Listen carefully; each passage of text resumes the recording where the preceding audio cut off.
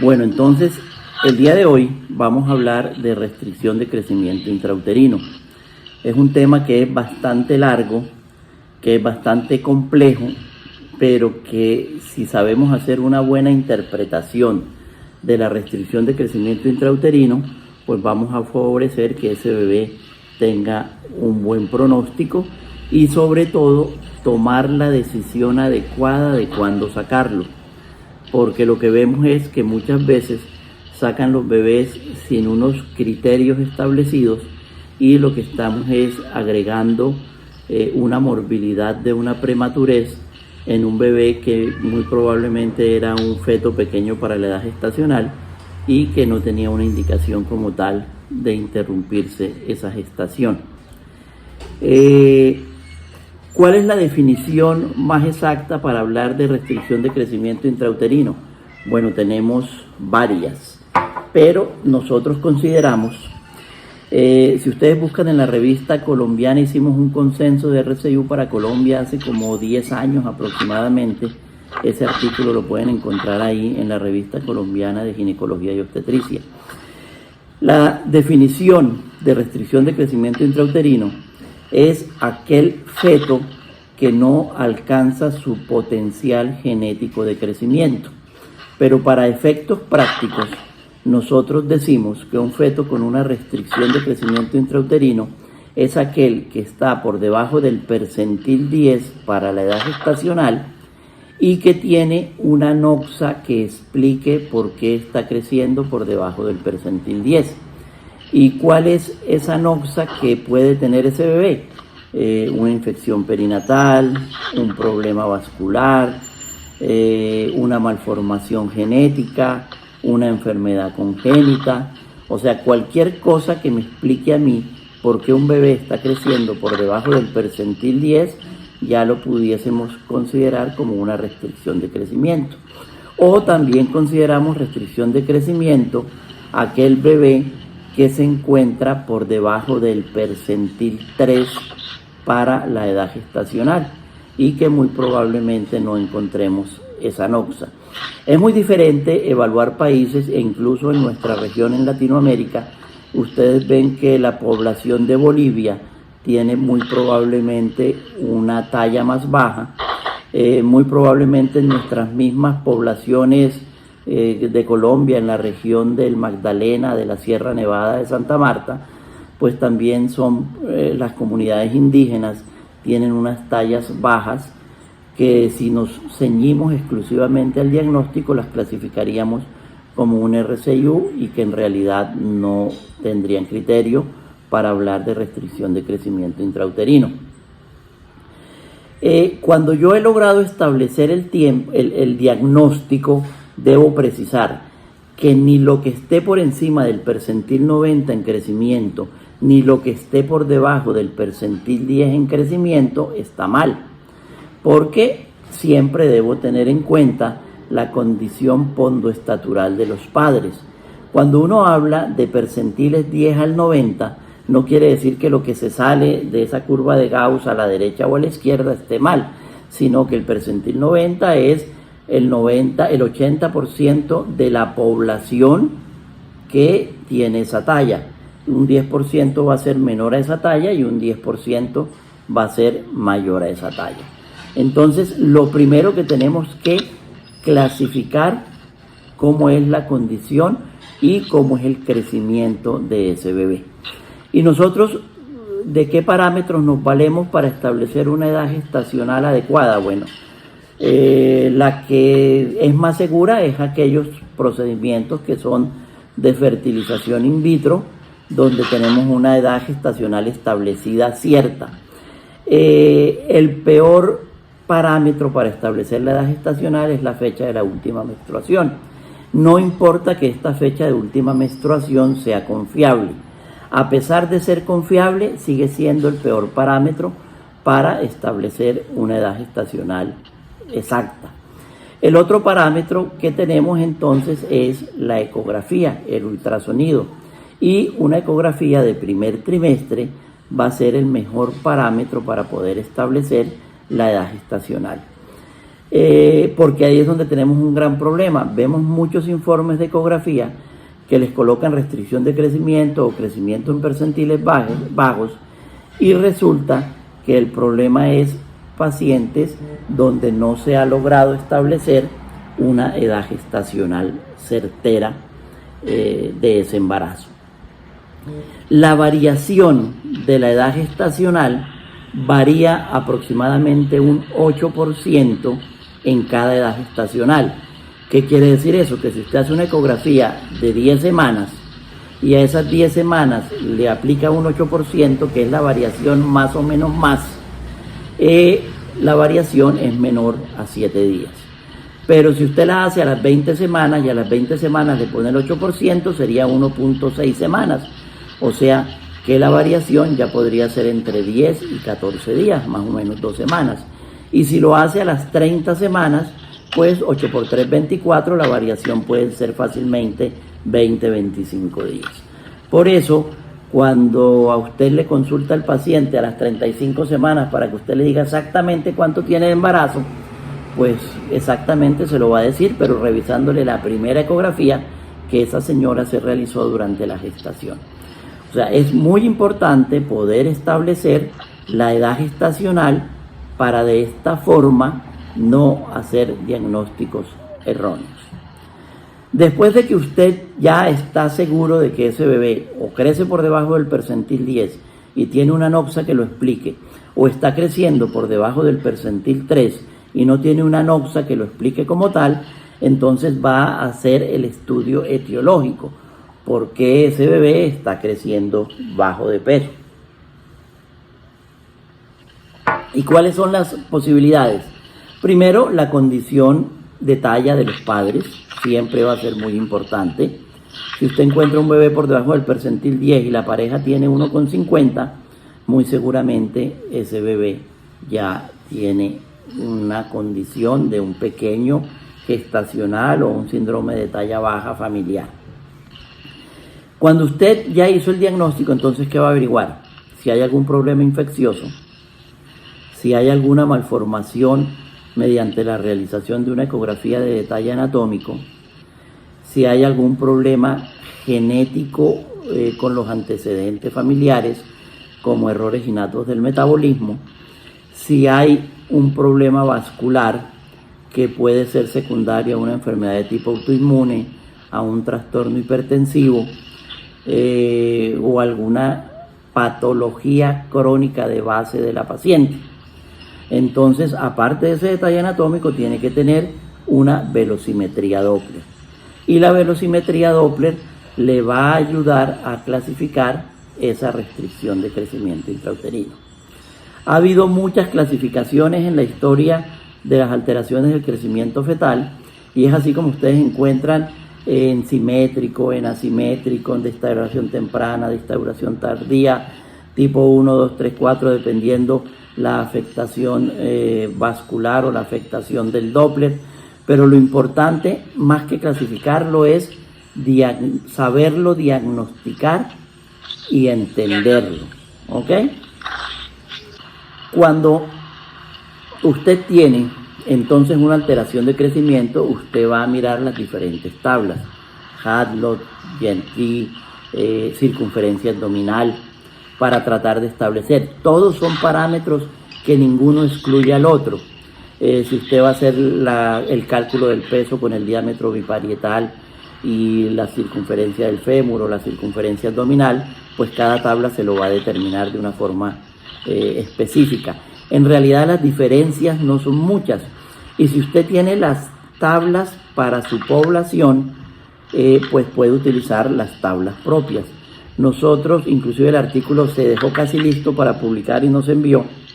Hicimos las tablas con pacientes de Cartagena, Santa Marta, Barranquilla, Valledupar, Sincelejo, y obtuvimos que en realidad la diferencia entre nuestras ciudades no es significativa a nivel de la costa, y cuando comparamos eso con los parámetros a nivel internacional, que son los presets que ya traen establecidos los ecógrafos, tampoco una diferencia significativa. Entonces, independiente, usted puede utilizar cualquier parámetro, porque también Ojo que si usted ve una circunferencia abdominal por debajo del percentil 10 y el resto de parámetros están normales, pues hay que tener cuidado con ese diagnóstico y mejor hacer un seguimiento estricto antes que poner de entrada el diagnóstico de una restricción de crecimiento. O sea, no se justifica hacerlo bajo un solo parámetro. Igualmente, recuerden que si usted tiene, así como les decía, de pacientes que son pequeños, si usted tiene una pareja que mide en 1,80 y el bebé está creciendo en el percentil 10, muy probablemente por definición no cabe dentro del diagnóstico de restricción de crecimiento intrauterino. Pero por historia, por antecedentes y por la talla de los padres, muy seguramente ese bebé ya está en una restricción de crecimiento intrauterino. De ahí es donde es importante valerse del Doppler y valerse de las curvas de crecimiento y del seguimiento de ese bebé, porque a pesar de no caber dentro de la definición de RCIU, por la condición de los padres, yo lo puedo sospechar y muy seguramente voy a estar dentro de una restricción de crecimiento intrauterino. Por eso le digo que la mejor definición es aquella que le dice que es aquel feto que no alcanza a conseguir el crecimiento con el que genéticamente venía predestinado o que era su potencial de crecimiento genético. Pero pues es muy difícil y por eso sí o sí nos tenemos que valer de tablas. Bueno, otra cosa importante es la predicción. ¿Yo puedo predecir la restricción de crecimiento intrauterino? Bueno, sí lo podemos predecir y tenemos varias herramientas donde lo podemos predecir, lo podemos muy probable evitar y podemos alargar la condición del embarazo para lograr una adecuada madurez pulmonar y un adecuado desarrollo del sistema neurológico, del sistema nervioso central de ese bebé. Y el principal parámetro que yo utilizo es la evaluación de las arterias uterinas, que como lo habíamos evaluado en los trastornos hipertensivos, la evaluación de las arterias uterinas me está hablando de cómo es la perfusión a nivel del trofoblasto y cómo va a ser el aporte de oxígeno y de nutrientes a ese feto. Una evaluación del índice de pulsatilidad de las arterias uterinas entre semana 11 y 13.6, que es el mismo momento en que hacemos el screening de primer trimestre, me podría predecir la posible o el posible desarrollo de una restricción de crecimiento. Las arterias uterinas hay que saberlas evaluar e interpretar, y más hay que saber dar la información al paciente cuando encontramos una alteración a nivel de arterias uterinas, porque muchas veces al paciente se le informa que tiene las uterinas elevadas y se asusta. Bueno, las uterinas son un predictor, no son un diagnóstico.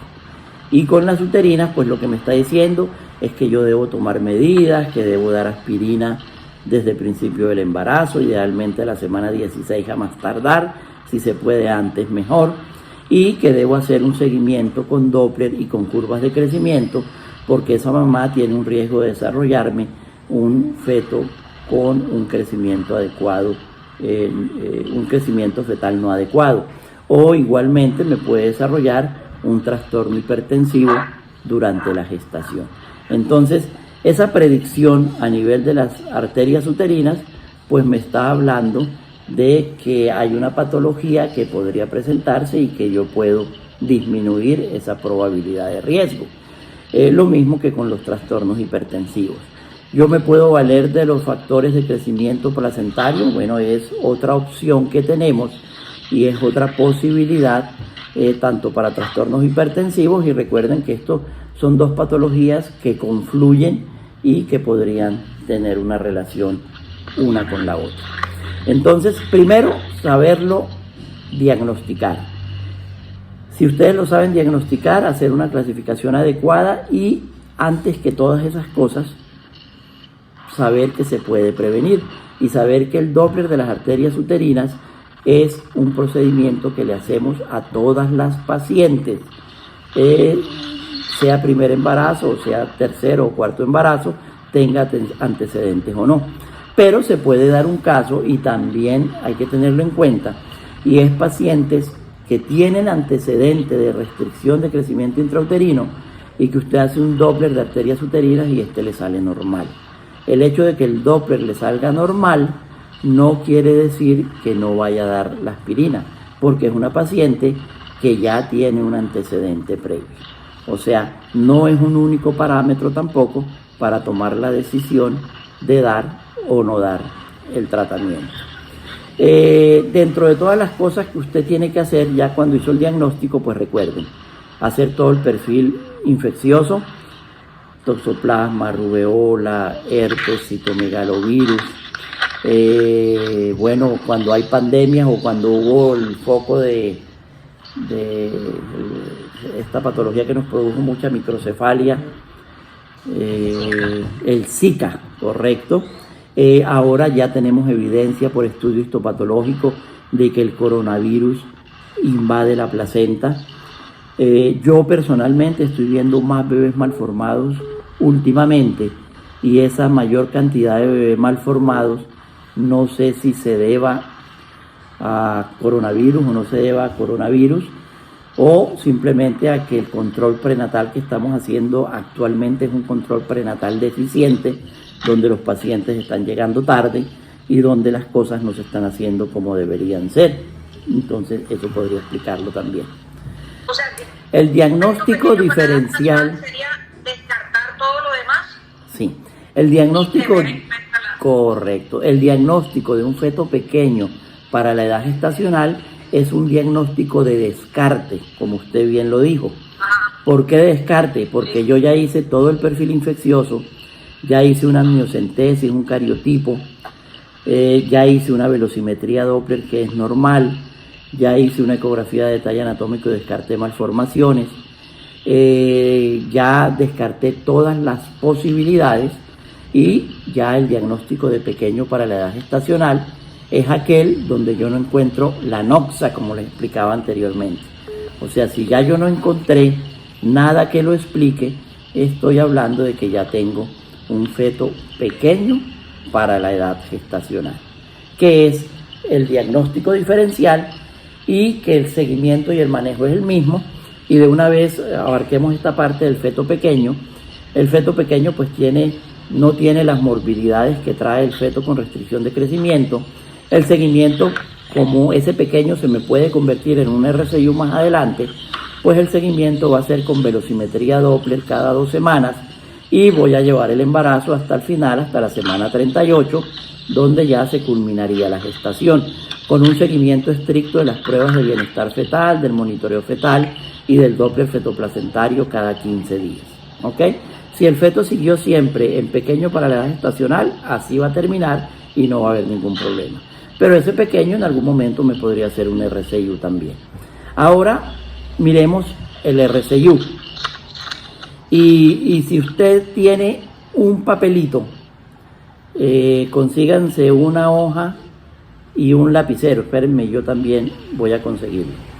Bueno, se van a conseguir una hoja y un lapicero. Y en esa hoja y en ese lapicero van a colocar, en el primer, vamos a hacer varias columnas. En la primera van a colocar arterias uterinas. En la segunda van a colocar arteria umbilical. En la tercera van a colocar arteria cerebral media. En la cuarta van a colocar ductus venoso. Y en la quinta van a colocar ecocardiograma fetal. Y al final van a colocar el resultado. ¿Listo? Entonces, si usted tiene las arterias uterinas normales, Qué pena, en la última vamos a colocar ¿qué? el resultado, el diagnóstico o el resultado, como ustedes quieran ponerlo, ¿sí? Entonces, donde colocaron arteria uterina, van a colocar arteria uterina normal, resistencias normales. Arteria umbilical, resistencias normales. Arteria cerebral media, resistencias normales. Ductus venoso o Doppler venoso fetal, normal. Ecocardiograma fetal, normal. ¿Cuál es el resultado de ese bebé? Pues es un bebé que es como el que debemos ver siempre, un bebé sano. ¿Listo? Tiene todos los parámetros de Doppler normal. ¿Ok?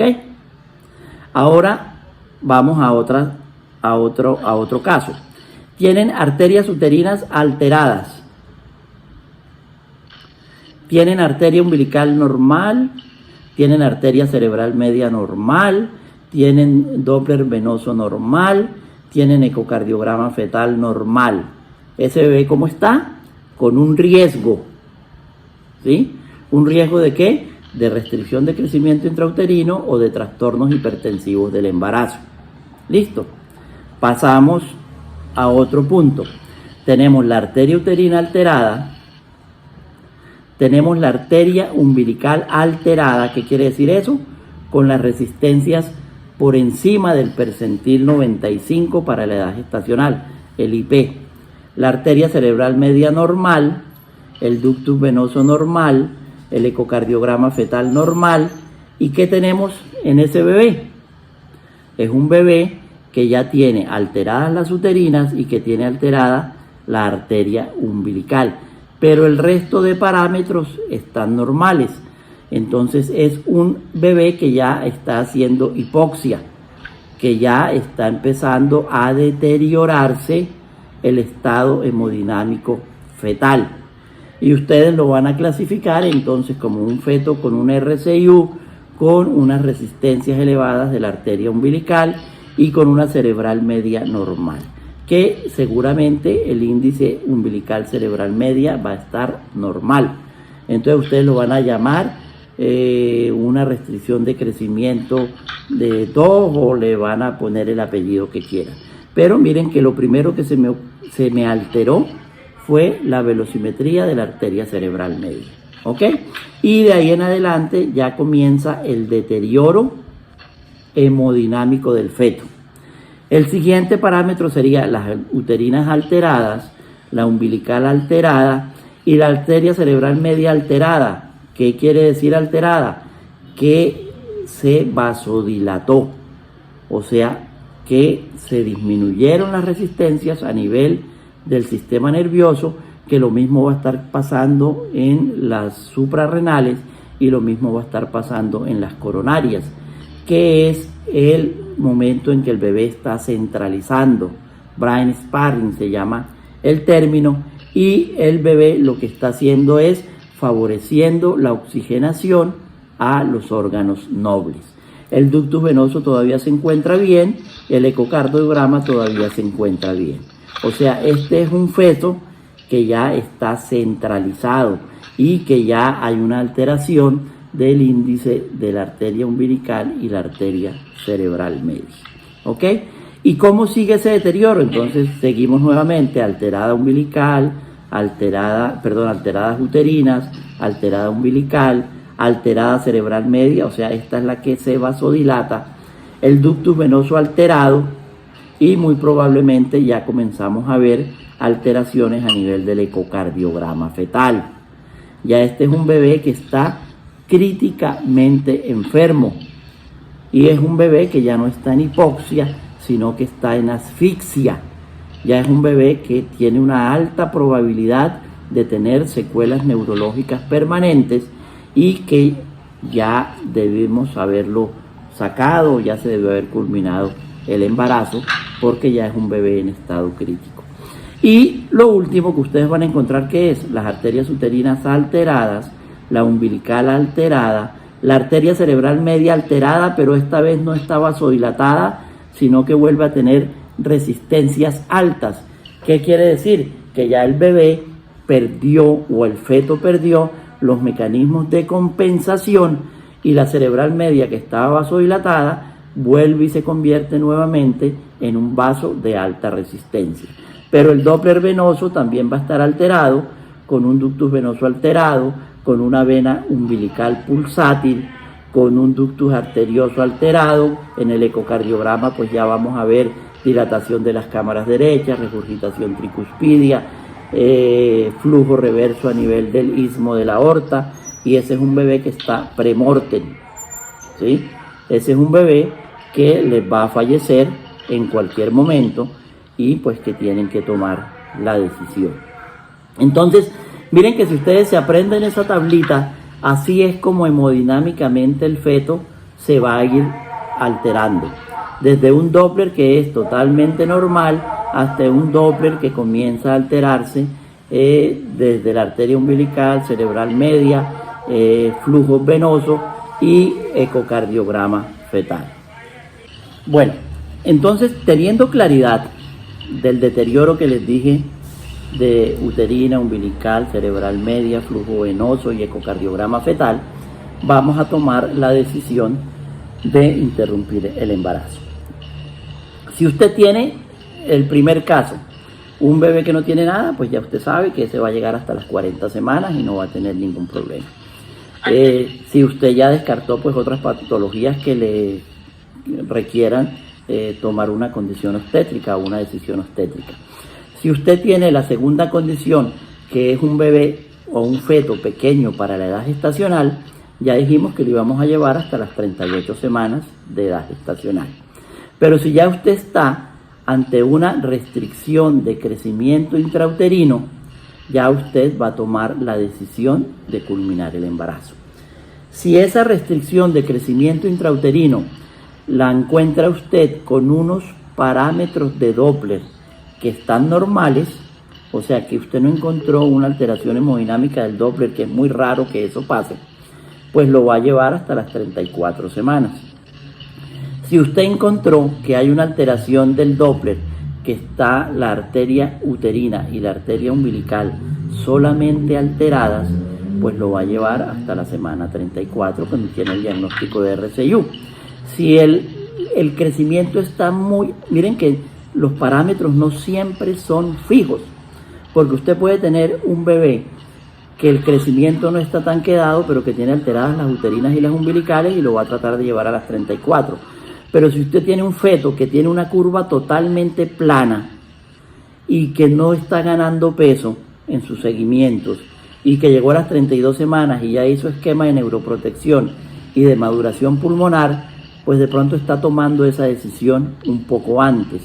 Por eso es que siempre lo más importante no es aprenderse una tabla o una conducta de cuándo desembarazar, sino tener el criterio médico evaluando todos los parámetros posibles para tratar de llevar el bebé lo que yo más pueda en el útero de la mamá y no evitar la morbilidad adicional que confiere el solo hecho de ser prematuro, pero tampoco pasarme en el tiempo y que me ocurran daños neurológicos en ese feto o que se me pueda evitar. A medida que yo tengo deterioro hemodinámico, ya a las 32 semanas es el tiempo máximo que yo utilizo para desembarazar un RCIU. Si el deterioro hemodinámico está apenas con unas uterinas altas y con una umbilical y la cerebral media me está compensando, bueno, pues podemos tomarnos el parámetro de 32 a 34. Pero si usted tiene ya alteración de cerebral media y alteración de flujos venosos, pues no va a llegar ni siquiera a 32, va a llegar a las 28 o a las 30 o a las 31. Aquí lo importante es que usted le explique muy bien al paciente cuál es la mortalidad y la morbilidad. Un bebé en nuestro medio que nace de 28 semanas tiene una probabilidad de fallecer del 50% en la unidad de cuidados intensivos neonatal. Pero aquellos que, y todo eso va a depender de las morbilidades asociadas, no es que sea un número absoluto nuevamente. Y los que sobreviven pueden tener un 50% de probabilidades de daño neurológico permanente.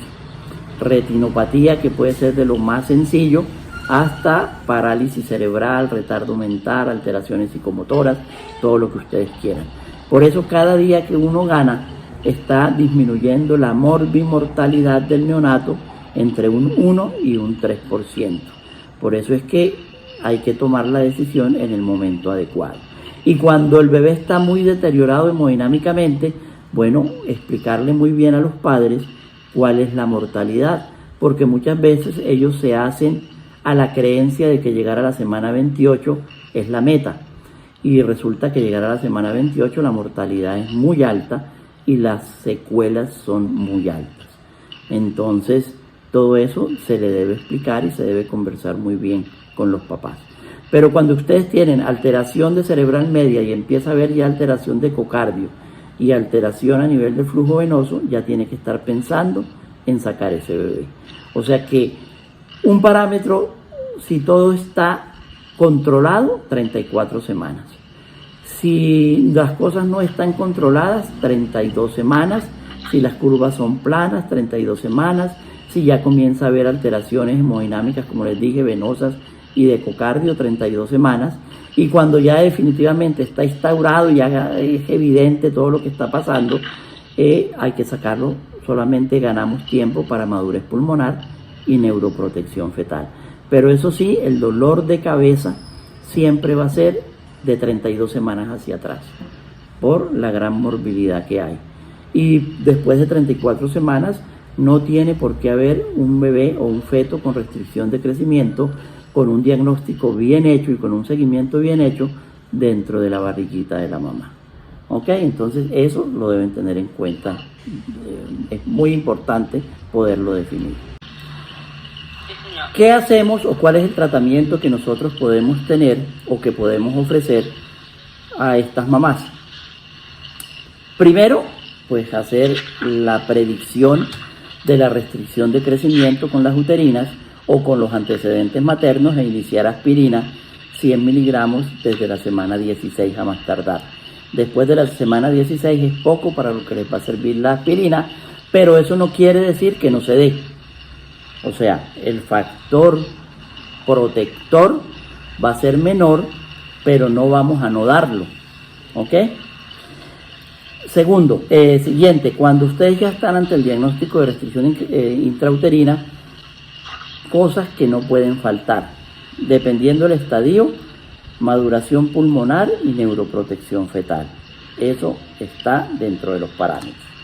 Y ahora se ha hablado de una gran cantidad de tratamientos que no tienen una evidencia científica suficiente, pero que igual tenemos que ofrecer algo a este paciente.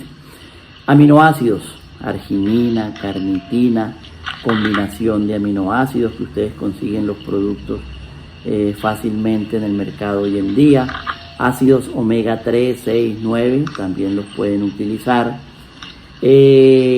Suplementos nutricionales también los pueden utilizar, pero no existe, y esto deben tenerlo claro, una evidencia científica de que eso les vaya a evitar o les vaya a resolver la restricción de crecimiento intrauterino.